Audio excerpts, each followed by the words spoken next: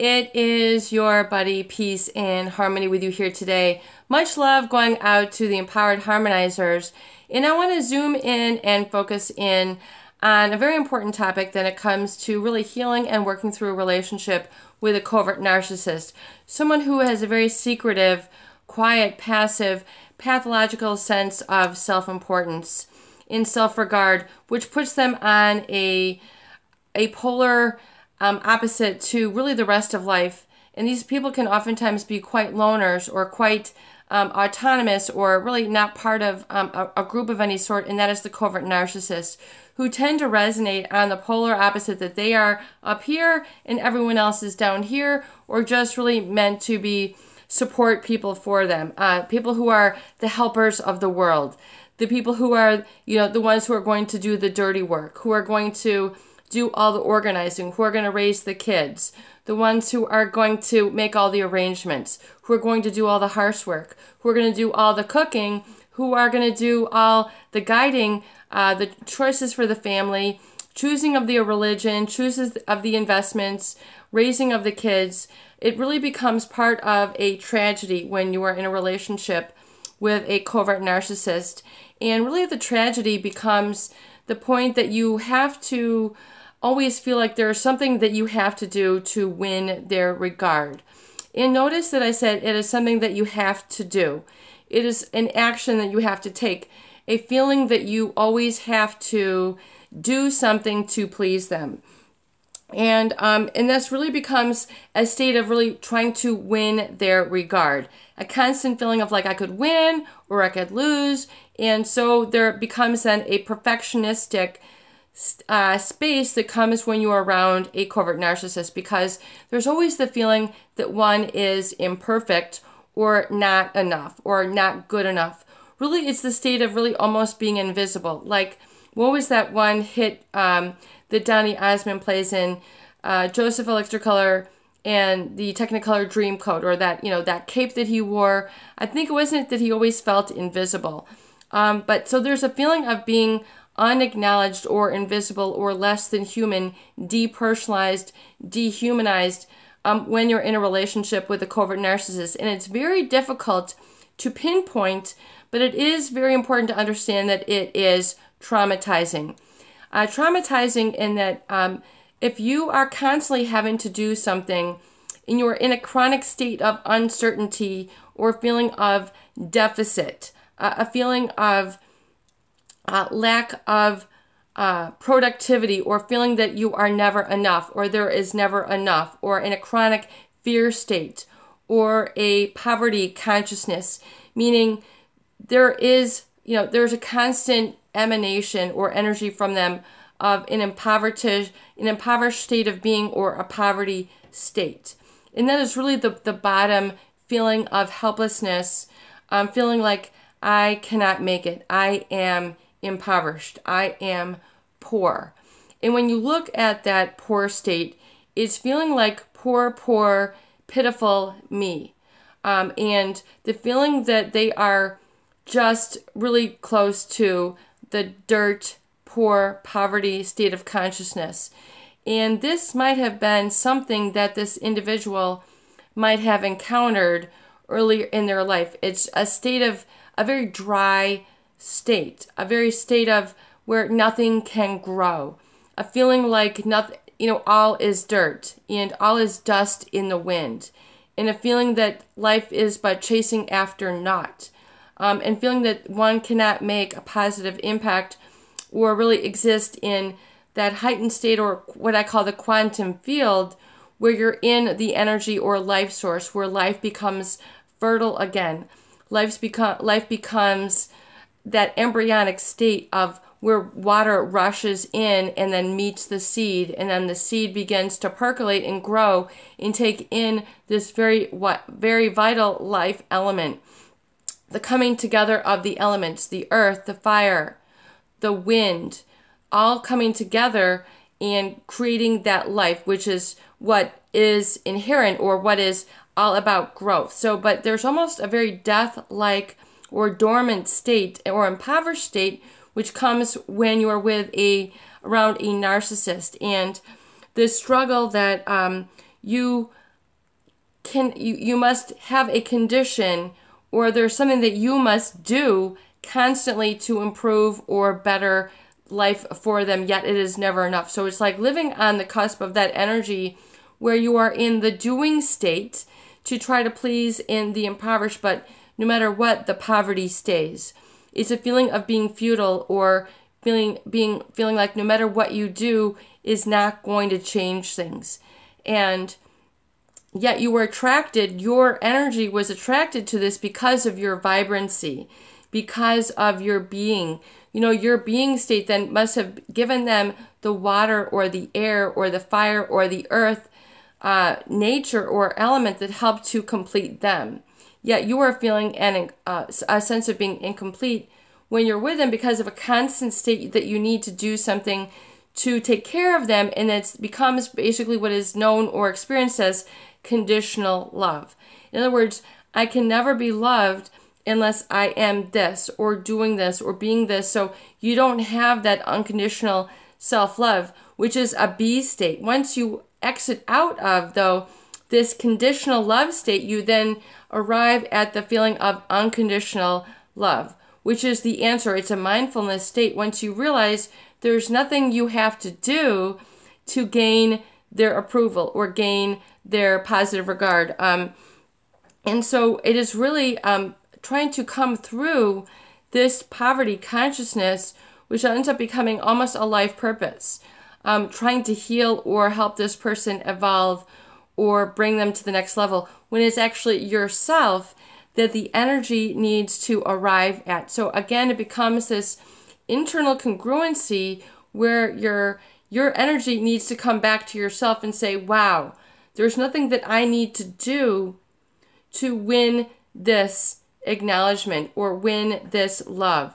It is a B state, that it is okay for me to enter into. It is okay for me to be and draw forth to me what will satisfy that being state. And really, when you enter that, then you can enter into the I am. It's a whole transmutation of consciousness and state of life. It's an energetic state where you then become part of the creator, and the solutions then rush into you like water, rushing out of a gorge and trying to meet that very palpable human need, which is to be loved and to be accepted and to be whole and to be part of a group, to be into a sense of community or belonging. But there's always a severance or a segregation that is created around a covert narcissist, where there's always a very palpable sense that you are up here and everything else and everyone else is down here, yet you can't ever know this person. It's like you're with them, but you can never really know them, and they can really never get to know you. But the whole tragedy is not only that they can't get to know you, but oftentimes people don't get a chance to live their own life on their own terms.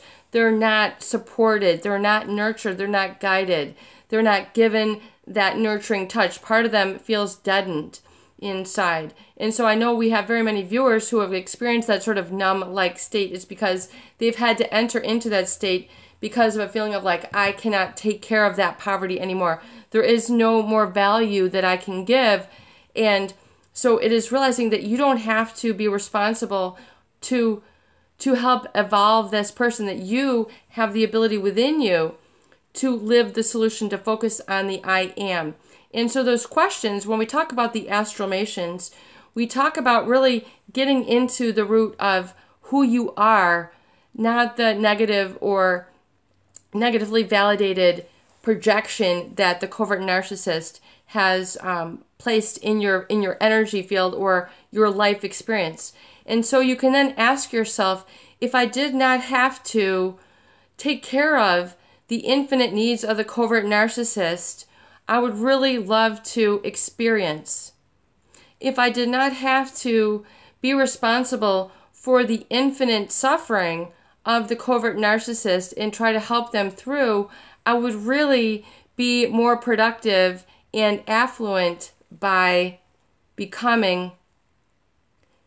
And if I did not have to be so responsible for resolving the unmet needs of the covert narcissist, I would really love to create abundance in my life by, and I really see myself being happy and joyful and ecstatic and energetic by doing, and then filling in these astralmations. And then you will furthermore, when you're able to, in other words, it's very much about coming through the disappointment, because everybody around a covert narcissist will always feel like a disappointment, like they're not good enough.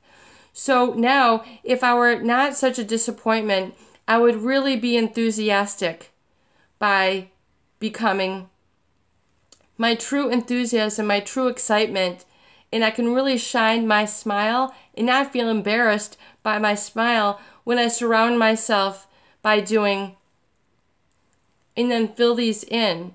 And it might be very simple, it might be very organic to you, that oftentimes these experiences were not given to you, or you were really sheltered away from when you are in a relationship with this person. In other words, you might want to be a writer, you might want to have workshops, you might want to be a painter, you might want to be a sculptor, you might just want to indulge in your fascination with certain areas of life, or become something indulgent like a traveler. So if these are your passions, then you need to find a way to then become, and that is, your stage of becoming. And then it is awakening these inner joys which you felt shame for wanting, and shame for needing, and shame for embracing, and felt guilty, because it's like cutting off the guilt that has held you down, and it's very freeing and liberating. And when you do this, you'll find that you're much lighter. In other words, it's lighter in acknowledging that I don't want to numb myself out with A, B, C, and D. If I didn't have to numb myself out with watching excessive amounts of TV, or, news shows that is not real, if I did not have to follow, and live this lie of this life, or be disappointed in this life, I would really find my authentic self by boom, boom, boom, boom. Or I've always really secretly admired. That's a big one. What have you always secretly admired in life? Was it a musician? Was it a painter? Was it a certain actor, a certain actress, a certain business person, a certain culture, a certain religion? There must have been something that was like the twinkle of your eye when you were a child that you really loved. Maybe you just love food. Maybe you just love meditating. Maybe you just love dance or grace or freedom. Maybe there was something really abstract that you really loved, and you now want to immerse yourself in it. If you didn't feel so ashamed, you would really love to immerse yourself in. And you might be a seamstress. You might say, you know what, peace and harmony, I love fabrics. I love textures. I love feeling things with my hands. And I just want to sew myself like 12 pillows this year. And every month,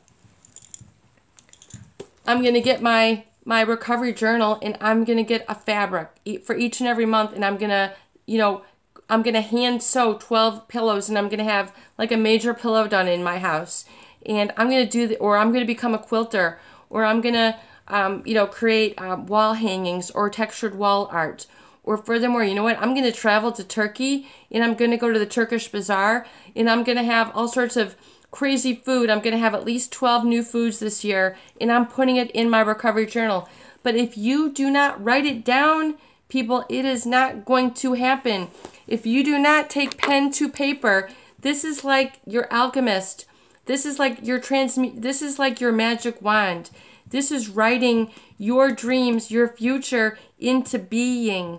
Life will rise to meet you when you make the commitment, when you write it down. Something magical happens when you write it down. Providence, the energy of creation and abundance, begins to meet you. It begins to open up doors for you. It introduces you to people. It gives you the positive regard that you're looking for. It helps you to become part of the creator. It helps you to expand and grow and shed out and eke out and edge out that shame, to the point where shame no longer is part of your vibration. You no longer allow it into your emotional field. You can see it outside of you, but it is not inside of you. And I'll tell you this, my spirit guide is very strong, formal, very formal seer of this. And he's wanting me to share this with the world. And I know this is why I've created this channel, is because I have this spirit to be a healer teacher. You know, like what they say about ranchers, you know, those people who are born on a ranch, like that show, The Ranch with, on Netflix.